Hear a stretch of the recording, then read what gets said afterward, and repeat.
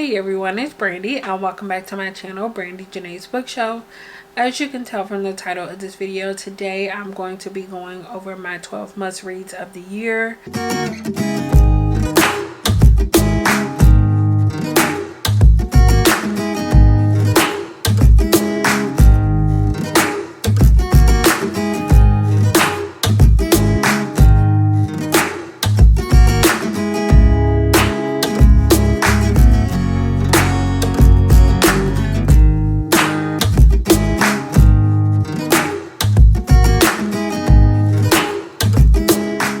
So last year, for the first time, I decided that I was going to pick 12 books, a book for each month, to read throughout the course of 2021. However, besides that video and the notebook that I had originally wrote them down in, I did not keep the best track of them. I think I checked in like every 3 months. But after a certain point, I forgot and fell behind, and I never did finish all of those things. I do plan on trying to finish up those last. I think it was maybe like 2 or 3 that I had on that list that I didn't DNF that I am still going to be trying to read this year. But I decided not to add them back onto this TBR for this year because I felt like that would have been taking up the slot for something different that I could be reading.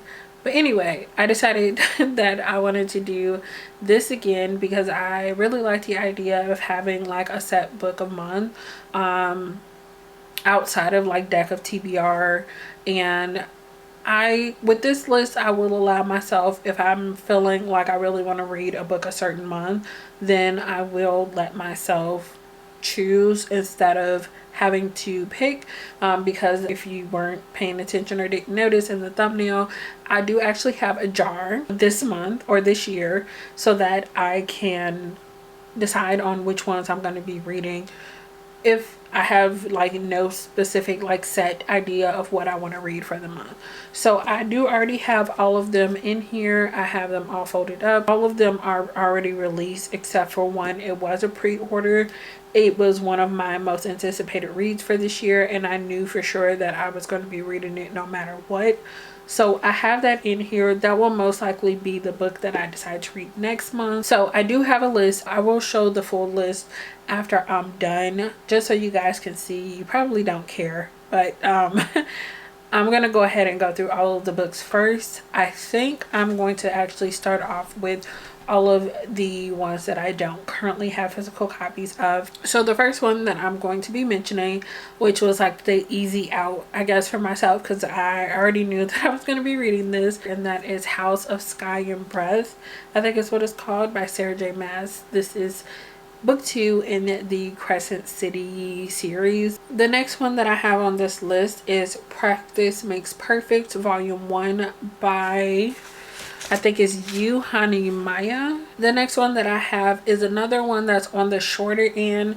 I didn't necessarily pick this to be like an easy one for me, but it is one that I've been meaning to read for years now. I started collecting the physical copies, but never actually started the series. So this one is Every Heart a Doorway by Shauna McGuire, and this one is a first book in a companion series. The next one I don't currently have a physical copy of is Skyward by Brandon Sanderson. I don't know why I decided that I'm going to read like the first book in several of Brandon Sanderson's series. The next one that I have, I feel like it's an old booktube classic, and that one is The Wrath in the Dawn by Renee Ahdieh.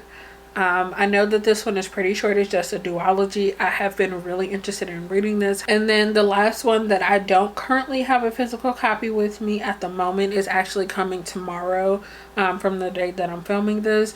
That is The Spanish Love Deception by what is that, Elena Armas. Moving over into all of the books that I currently have with me physically, the next one that I have is Witches Steeped in Gold by Sienna Smart. 2021, I think, release that came out. Meant to read it, didn't get to it, so I have that on this list. Another YA fantasy, that's Beasts of Prey by Ayana Gray. Another one that I meant to get to. I picked up a couple of adult romances.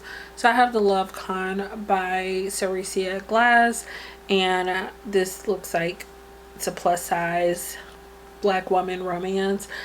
So there's that one. And then another adult romance, I think this is more so fantasy romance, that is Neon Gods by Katie Robert. Heard a lot of good things about this one. And then finally, I have 2 adult fantasies that I have heard amazing things about, and I want to try them both. So we have The Fifth Season by N.K. Jemisin, and then finally The Assassin's Apprentice by Robin Hobb, which I think is the first book in a series within the series. So yes, those are all 12 of my must reads of 2022. Like I said, I do have like a full list where I printed out all of the book covers, and I think I might have just smudged something. And I do have, like, I don't know if you can see it, I have like little star stickers at the bottom, so once I read each of them I can add them to my list. I just realized I'm rushing through this, and I'm probably gonna have to change the battery anyway because I need to pick a book for this month. I'm going to go ahead and like shake this up really quick and then draw out whatever I'm going to be picking for this month, and then obviously moving forward I will go ahead and just pick these in my TBR videos. I don't know how well that actually mixed up, but I am just going to pull the one right from the top. The only exception that I will give myself this month is that if I pull out House of Sky and Breath, obviously I'm not going to be adding that to my TBR because that's not coming out till February. So all right, so the first one that actually got picked out is The Wrath in the Dawn. Excuse my nails, but I have The Wrath in the Dawn, so let me actually, where's my phone? I need to double check, because if I can't get that book in time this month, I obviously need to pick something else. So let me just double check. I actually was able to check out that book from the library, so I was able to get both the audiobook and the ebook. I just got both because I do like to check my like progress and sometimes read along in the ebook, even though now that I'm thinking about it, this is an audiobook from Libby, so it does give you percentages, so I might not even need the ebook. But I was able to check it out, so that will be the first book that I pick. One thing that I will say with this list is that I'm not going to limit myself to one per month.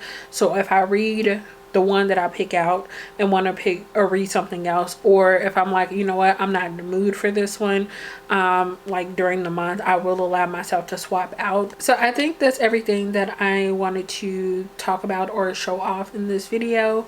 I want you to answer one of 2 questions down in the comments.